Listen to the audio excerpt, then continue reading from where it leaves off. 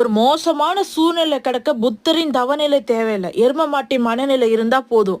இதுவும் கடந்து போயிடும். இது நாளைக்கு சரியாயிடும்.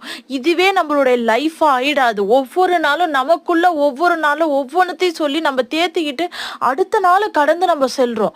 ஆனா நம்ம கடைசி வரைக்கும் முட்டாளாவே இருக்கிறோன்றது எப்படி நம்மள பயன்படுத்துறாங்கன்றத நம்ம உட்காந்து யோசிக்கும் போது தான் நமக்கு தெரியுது. இது கடந்து போ நம்ம நினைச்சு போறோம். ஆனா ஒவ்வொரு நாளும் ஒவ்வொரு விஷயத்துக்காகவும் நம்ம துன்புறுத்துறோம். இதனால நம்ம மன ரீதியாக பல குழப்பங்கள் அடைகிறோம்.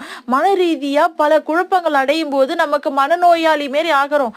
தனியா பேசிக்கிறோம், கஷ்டப்படுறோம். இதனால ஏமாத்தப்படுறவங்க கடைசி வரைக்கும் ஏமாத்தின்னு தான் இருக்காங்க. அவங்களால என்னென்னலாம் செய்ய முடியுமோ அவங்க எல்லாம் அதை பண்ணின்னு தான் இருக்காங்க. நம்ம அவங்கள மாத்தணும்னு நினைக்கிறோம், சந்தோஷமா இருக்கணும்னு நினைக்கிறோம். ஆனா லைஃப் மாறவும் மாறாது. இப்படிதான் இருக்குன்றதுக்கு ஒரு முற்றுப்புள்ளியும் அதுக்கு தொடர்ந்து ஒரு கமாவும் வைக்கிறாங்க பாரு. அதனால நம்மளால தாங்கவே முடியாது.